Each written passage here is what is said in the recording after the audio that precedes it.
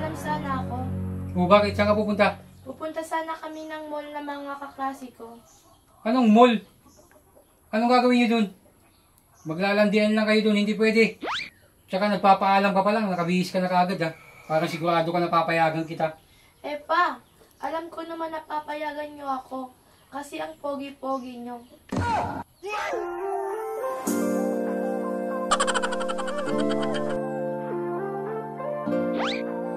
Ikaw, parang manang-mana ka talaga kay mama mo.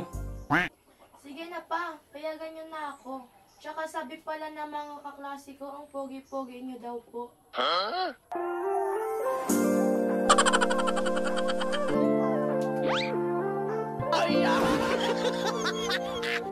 Weh, sinabi nila yun?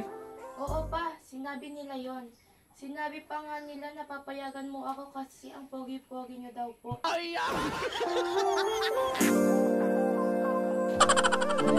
Sige na. Payag na ako. Umalis ka na.